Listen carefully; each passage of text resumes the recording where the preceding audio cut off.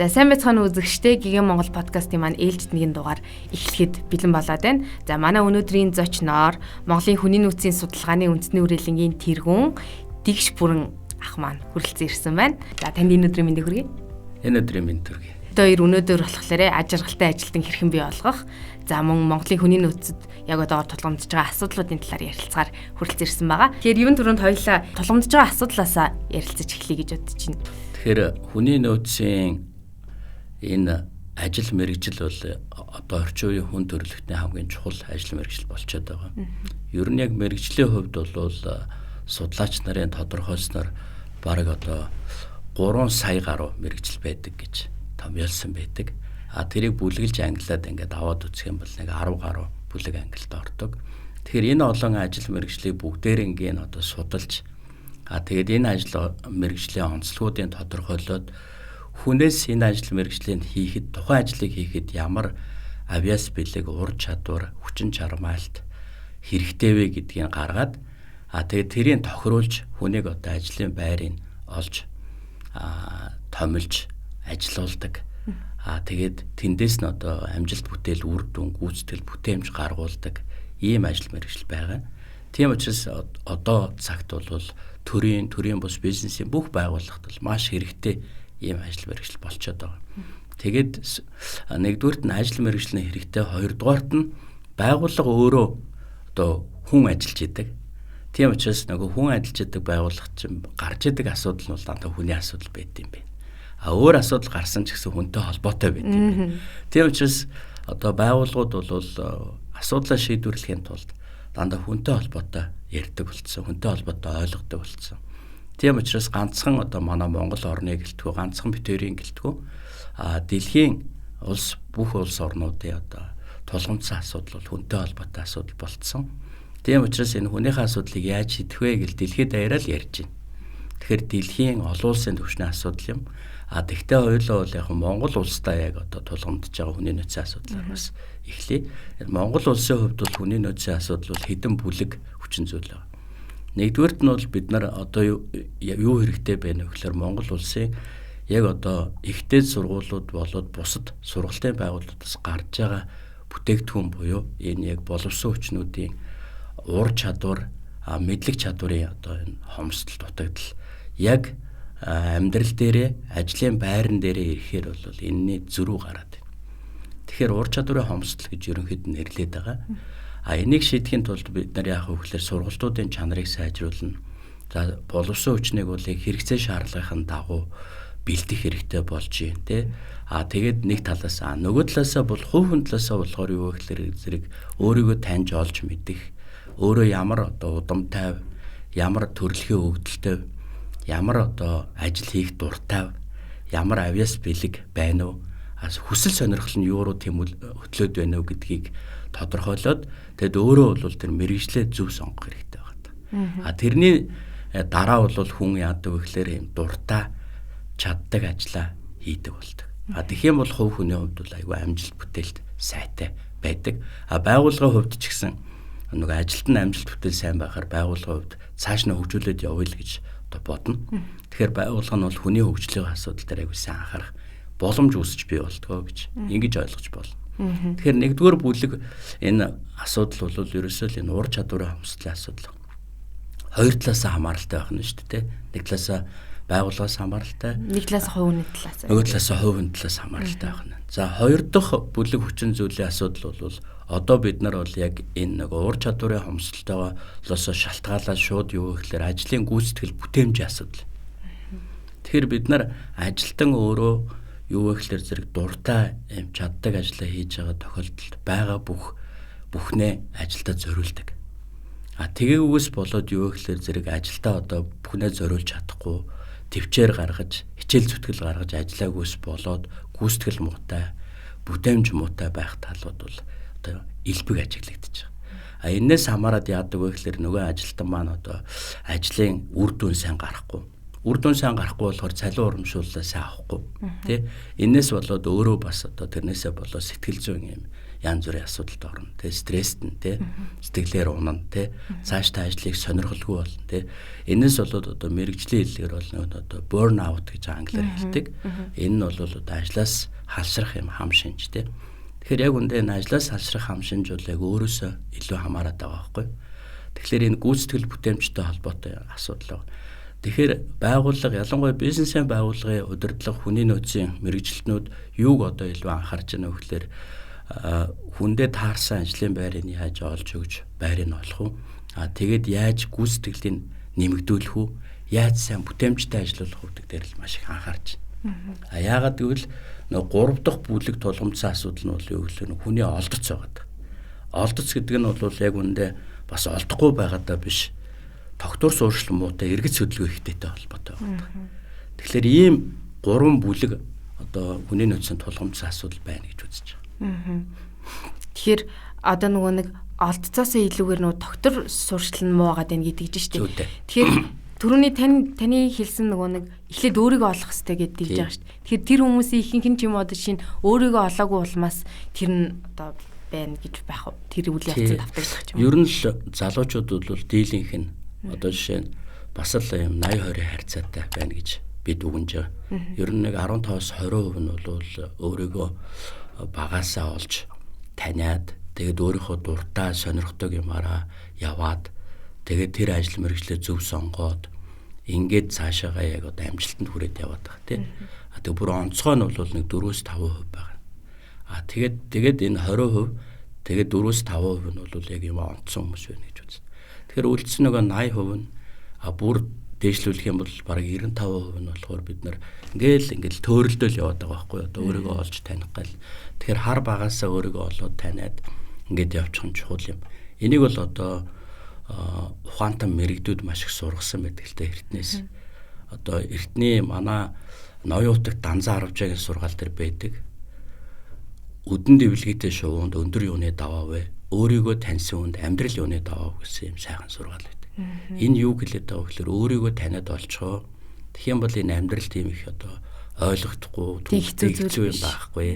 Тэгэхээр өөрийгөө таньж олно гэдэг нь дуртай сонирхдаг юм олоод тэгээд яг тэр ажил мэргэжлээ сонгоод тэгээд тэр мэргэжлээрээ өөрийгөө хөгжүүлээд тэгээд яг тэр ажлын байран дээрээ одоо яг сонгосон тэр мэргэжлээрээ ингээд ажиллахаар амжилт үр дүн гарна л гэсэн үг байхгүй. Дуртай юм хийхээр амжилтанд хүрдэг гэд нэг өөр ойлголт байгаа шүү дээ. Тэнгүүд одоо зөвхөн миний өнцгөөс харахад бидний аав ээж юу ч юм уу ерөөхдөө нэг дуртай юм болохоос илүүгээр яг нийгмийн хандлагын тухай үед тийм байсан. Яг нэг мэрэгжил эзэмшээ тэрүүгээрээ 20-30 жил ингээ ажиллаад явцсан. Тэр ихтэй нэг буруу зүйл биш. Тэнгүүд одоо яг залуучуудын дийлэнх нь дуртай юм хайж болох ингээд илэрхийлэлтэй байдаг болсон. Тийм учраас бас өөрийгөө таних гад тэр дуртай ажил мөн үү биш үү гэдэг ийм эргэж хөдөлгөөн өндөрсөж ихссэн олон байгууллага дээр ажлын байр сольж байгааг нь бол яг мэрэгчлэнүүд тэгж дүгнэж байгаа. Одооны залуучууд л яг өөрийнхөө хүсэл мөрөөдлөөр амьдрах гад тэ өөрийнхөө нөгөө нэг тодорхойлсон үндсүүлс зарчмаараа явах гад тэгээд яг тэрийг хайгаад энэ байгууллага дээр иж ажиллаа, нэг жил ажиллаа биш байна.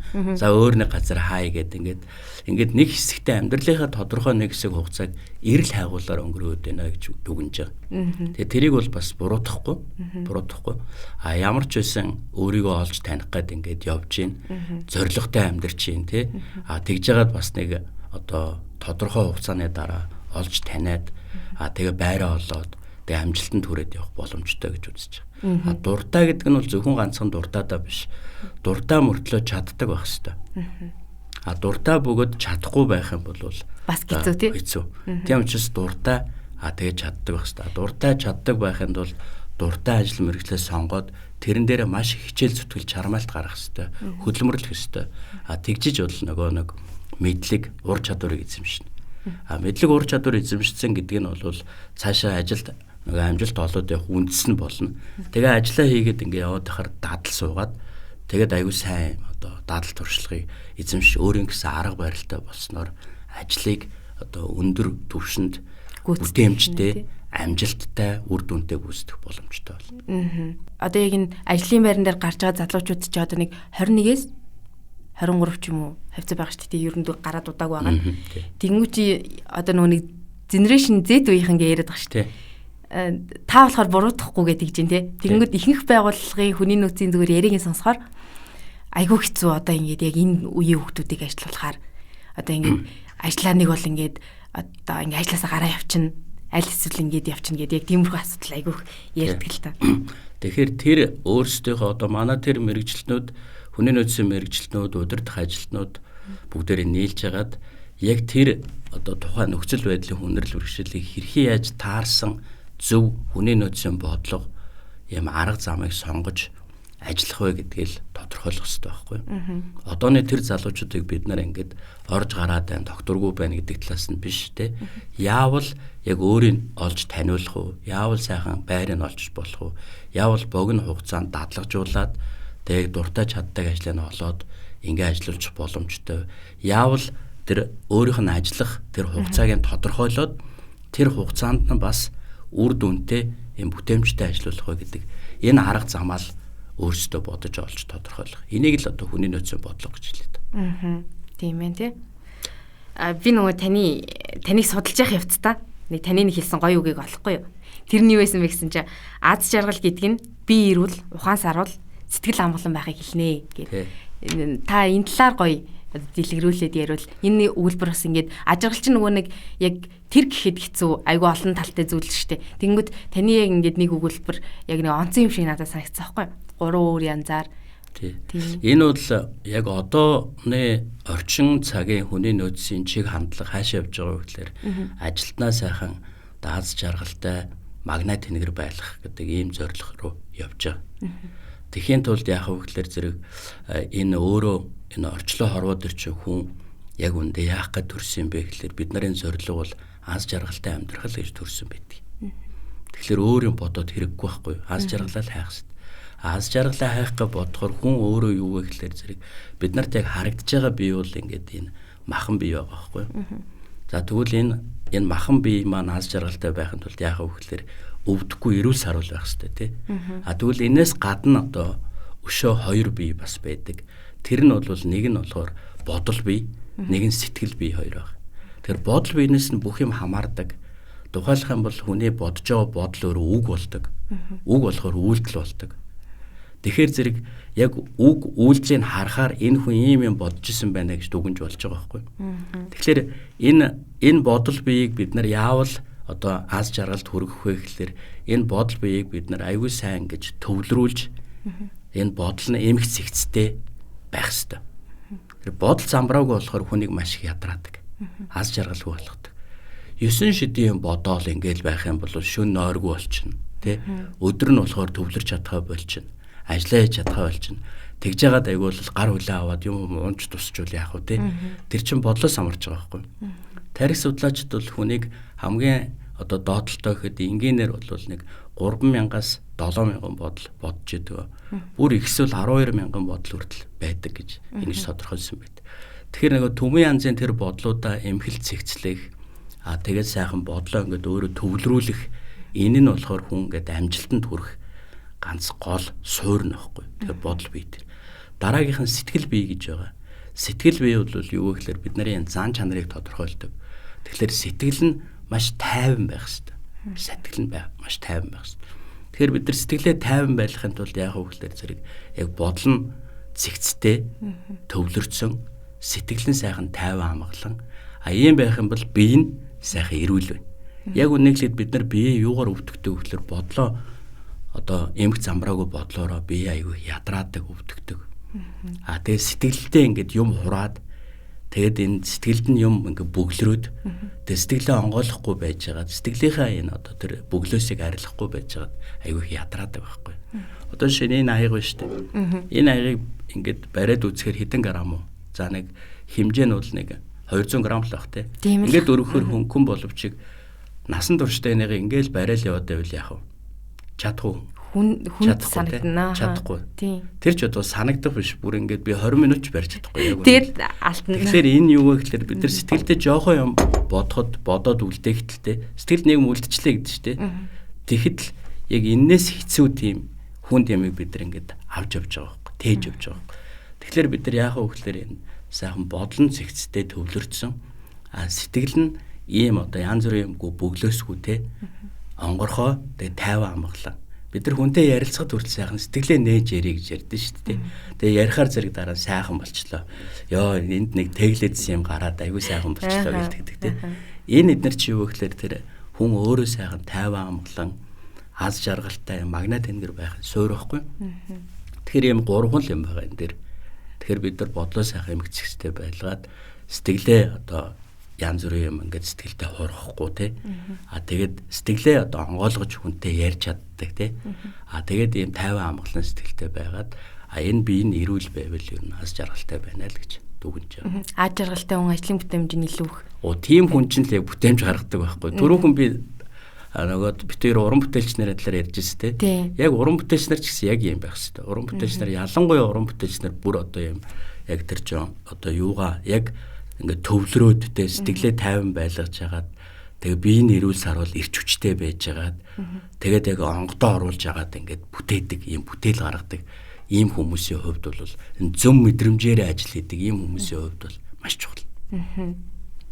Аз жаргалтай байж ижил илүү гоё одоо бүтээл төрвөн тэгснээрээ аз жаргалд хүрж байгаа байхгүй юу? Тийм бас давхар тий. Давхар.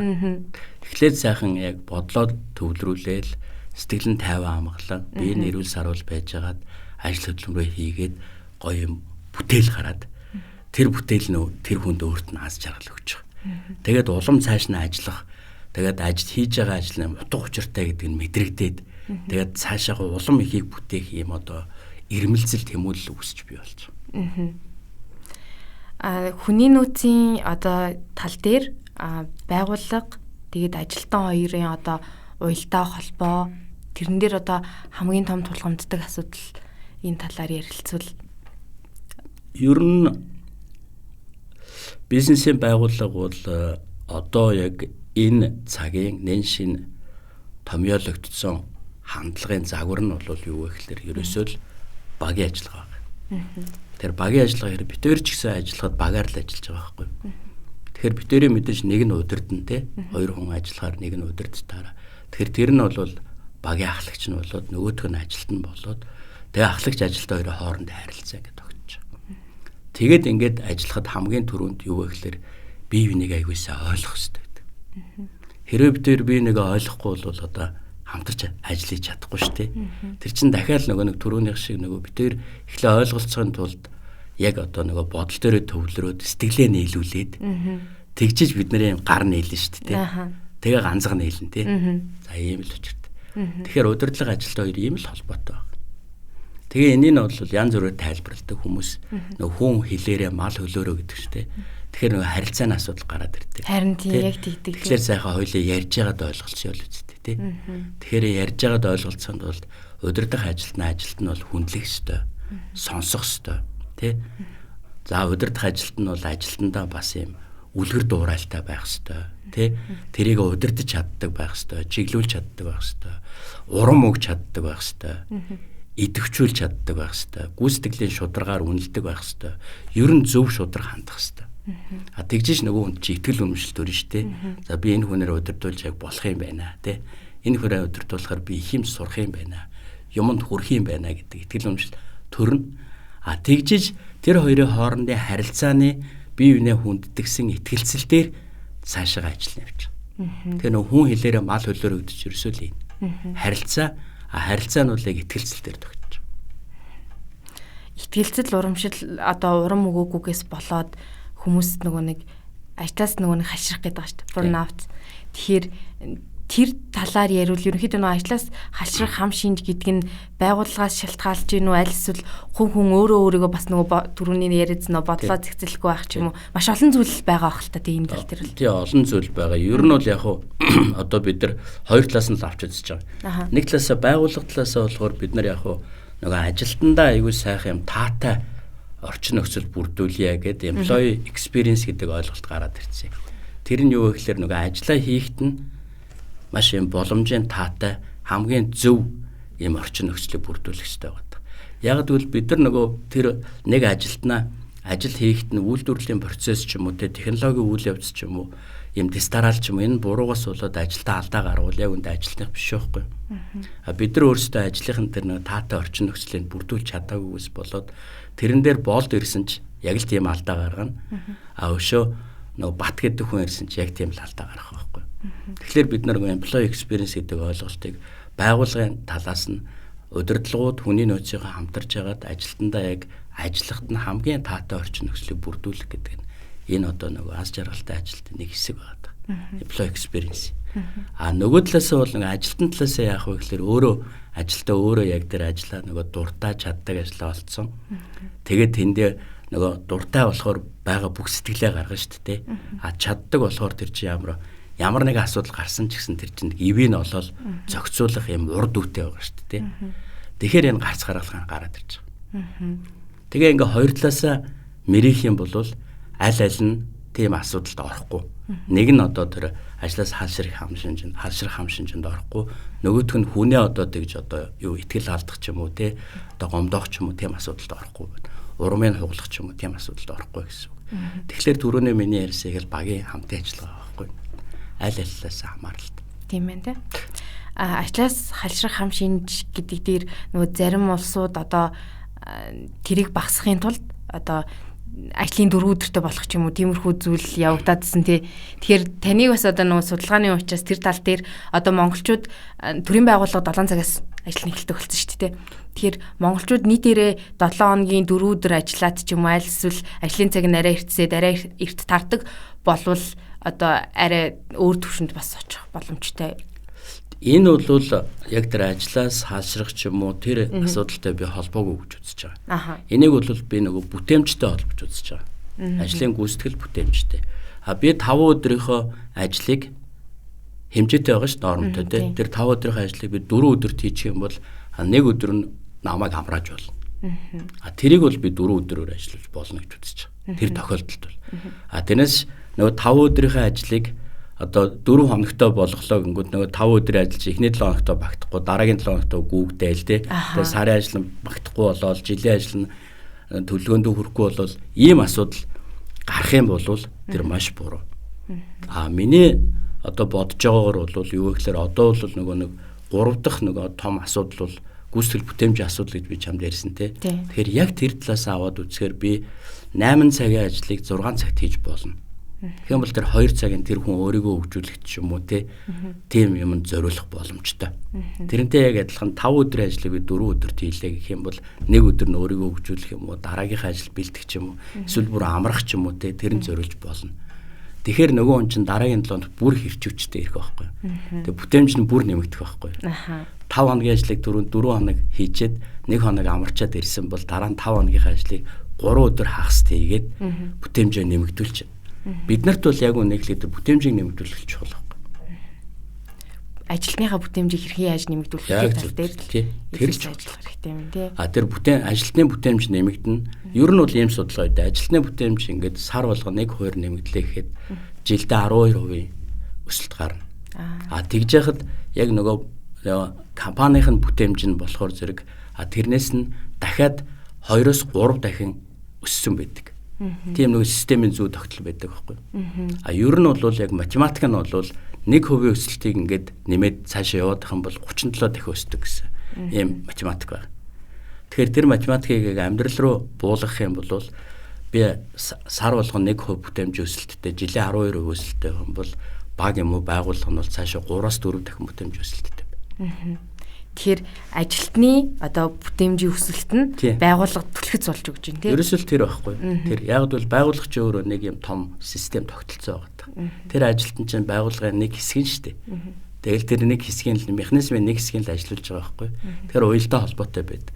Тэгэхээр бид нар одоо бол хүн олдохгүй байна, хүн тогтохгүй байна гэж суух биш. Харин ажилтныхаа гүйцэтгэл бүтээмжийг л нэмэгдүүлэх талаар бодох хэрэгтэй байхгүй. Энд байгаа ажилтнаа бид нар заавал 100 ажилтан байх ёстой 70 байна 30 алга биш. Энэ 70 хүнээр яаж 100 хүнийхээ ажлыг хийх бүтээмжийн өсөлтийг бий болгох вэ? Тэгэх юм бол нөгөө хүмүүс чинь ч гэсэн цалин урамшуул их авна шүү дээ. Гэтэ одоо 70 хүнээр 100 хүний ажлыг хийлгэж ийнгээд хит бас шахаад байж бас болохгүй тий. Тэр хит шахах гэдэг ойлголт ерөөсөө биш. Энэ нь болохоор бид нар нөгөө өөрсдөө ажлын бүтээмжийг нэмэгдүүлэх маш олон арга хэрэглэн шүү дээ.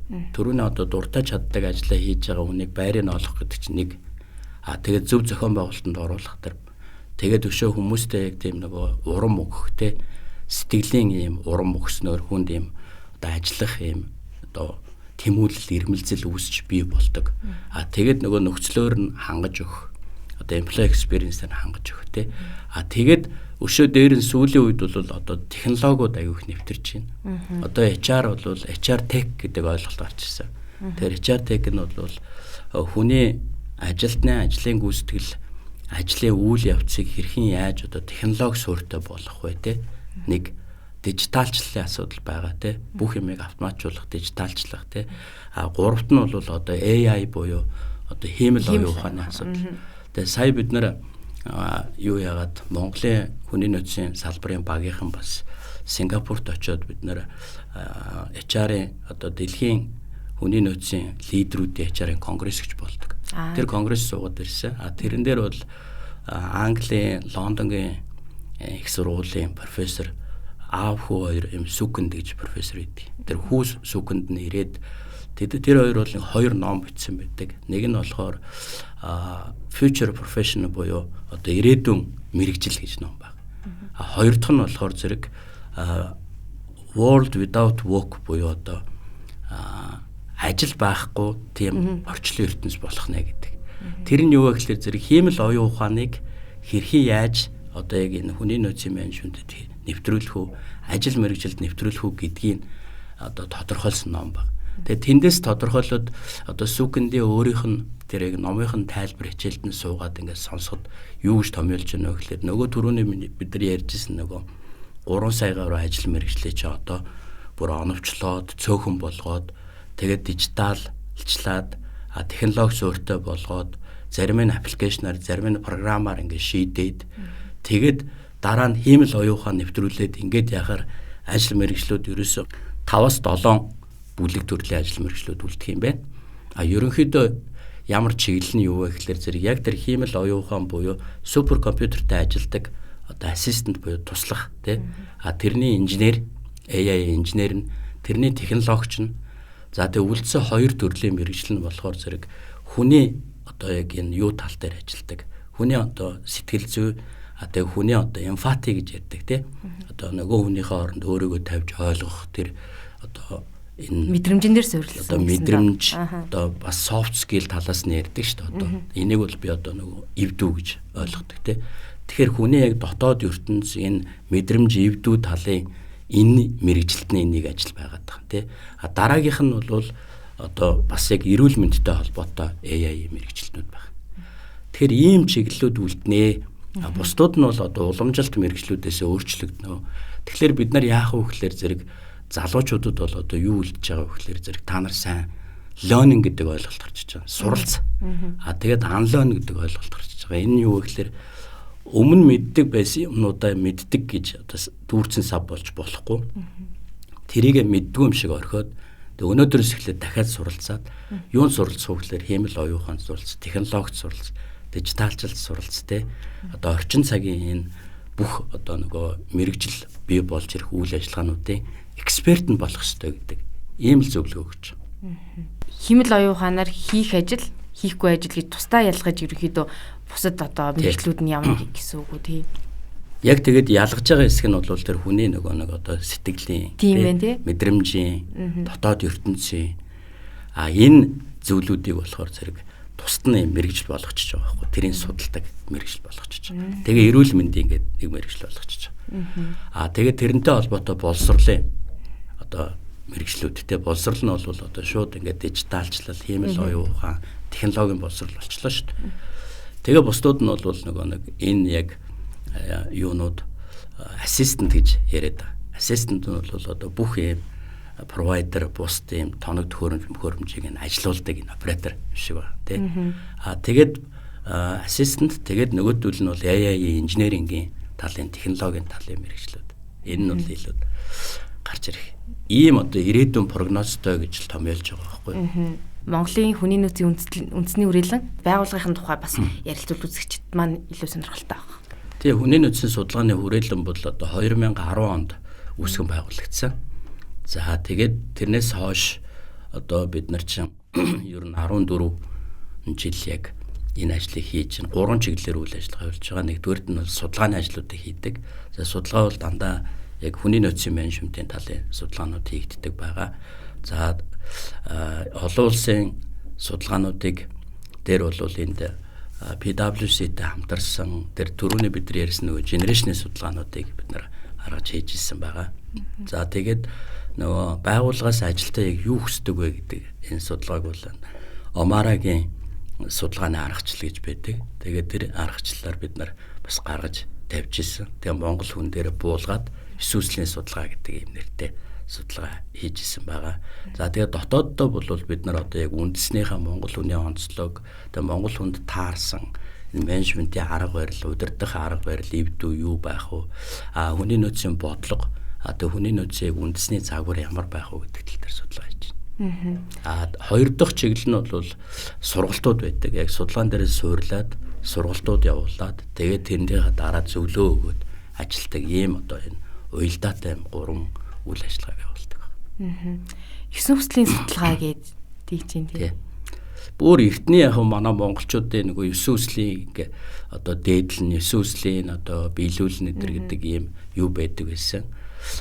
Сургаал байдаг байсан. За тэрэн дээр нь бас одоо суурлаад нөгөө тал дээр нь бол байгууллагаас яг ажилтнууд яг юу хүсэж хүлээд юм бэ гэдэг энэ хэрэгцээний талын судалгааг аваад үзсэн чи яг бүлэг одоо 9 ийм бүлэг хүчин зүйл байсан.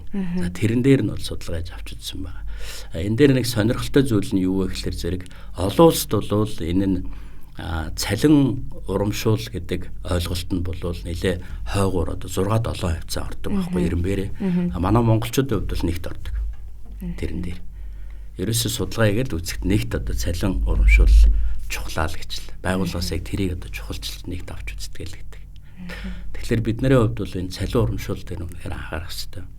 Одоо цалин урамшууллын цалингийн судалгаа гэж жил болго хийгээд, инфляцийн тохиргоо хийгээд тэгээд юуны Монголын бизнесийн байгууллагын салбараар нь цалингуудын түвшинг тодорхойлоод тэгээд тэр цалингийн түвшингээр нь бол одоо салбартаа тэргүүлэгч ийм цалинг бол бас бодлого болгоод тэргүүлж чаддгүй мэхэд ядхана өрсөлдөхүйц одоо жишг ийм цалингаар ингээд хүмүүсийг хангадаг тийм ийм цалингийн бодлого бас байх хэвээр. Нөгөө талдаа бол ажилтнууд нь бол одоо өөрөө байгаа бүх боломжоор гүйцэтгэл бүтээмж өсгөж ажиллаад тэгээд тэндээсээ бол тэр нөгөө нэг салбарын хамгийн өндөр цалин урамшууллуудыг өөрсдөө авахын төлөө тэмүүлдэг ирмэлзэл тэмүүлэлтэй байх хэвээр. Байгууллагын хүний нөөцийн бодлого бол энийг яг хангаж өгсөн тийм дүрм журамтай байх хэрэгтэй гэж үзэж байна. За тэгэхээр хоёулаагийнх нь ярилцлагын цаг ерөөхдөө дуусах өгч байна. Тэгээд нэвтрүүлгийнхаа төгсгөлд таны зүгээс залуучуудад за залуус гэлтгөө нийт одоо ажил хөдөлмөр эрхэлж яваа хүмүүст хандаад өгөх зөвлөгөөнөөс хаваалцвал. Ерөөхдөө ярилцлага маань тэр чигтэр зөвлөгөө байлаа. Үнэхээр гой мэдээллүүдийг мэдэж авлаа. Одоо бид тэр бол ихэнх юмнуудаа ярьсан. Тэгэхээр одоо залуучууд минь ер нь л бол хамгийн гол юм юу вэ гэхээр зэрэг өөрийгөө таньж мэдэх асуудал хамгийн чухал байдаг. Тэгэхээр яг өөрийгөө таньж мэднэ гээд одоо бас ингээд тэрэнд хитрхи их юу яагаад те санаа зовоод ингээд байх биш. Өөрийгөө таньж мэднэ гэдэг нь бол тийм бас хэцүү ажил биш байдаг. Энэ нь болохоор өөрөө ямар ажил хийх ер нь дуртай вэ, яг юу хүсэж байгаа вэ гэдгийг тодорхойлоод тэрлүү хийж үзээд, туршиж үзээд явах хэрэгтэй байдаг. Ер нь бол хүний сурах арга барил бол нөгөө хараад, сонсоод сурах гэдгээсээ илүү хийж үзэж турших нь илүү байгаа. Тэгэхээр залуучууд минь өөрсдөө ингээд яг сонирхсан юм ингээд хийгээд туршаад үзээрэй, болох нь бүтэх нь үгээд тэгээ ард нь гарахын төлөө бас юм ирмэлзэл тэмүүлэл бас төвчээр хувь хүнээс аюу хичээл зүтгэл шаарддаг. Энэ нь бол бүтнээр нь бид нар ажилсан хөдөлмөрч гэж ярьдаг. Тэгэхээр ажилсан хөдөлмөрч байгаарай гэж бас захимаар байна. За тэгээд эцэст нь хамгийн гол зүйл бол Монгол залуучууд бол юм зөв төлөвшлөн хүмүүжил байгаа шүү. Монгол залуучууд бол оюун ухаанаар нэг дутдаггүй, өндөр IQ-тэй байдаг. За тэгээ бусад авиас бэлэг ур чадвараараа бас өгөгдлөө яг таньж мэдж чадвал маш хөгжилтэй байдаг. Потенциал сайтай байдаг. Тэгээд дасан зохицох чадвар сайтай байдаг. Тэгэхээр энэ бүхэн давуу талууд байгаа боловч нэг юм энэ дээр нь дутаад байдаг нь юу гэхээр тэр зөв төлөвшил. Энэ нь болохоор одоо эерэг хандлагатай, гоё юм, хүн хүндэлдэг юм, харилцаатай, тэг үнэн шударга зантай байвал болно л гэж үзэж байна. За үнэхээр сайхан зөвлөгөө өглөө. Тэгээ өнөөдөр нэвтрүүлэгт маань хүрэлцэн ирсэн танд маш их баярлалаа. За баярлалаа. За үзэгчдээ бид та бүхэндээ ГГ Монгол подкастынхаа ээлжид нэгэн дугаарыг хүргэлээ. Тэгэхээр үзэгчид та бүхэн дараагийн нэвтрүүлгийг үзэхийн тулд пэйждээ лайк дараж шеэр хийгээрэй.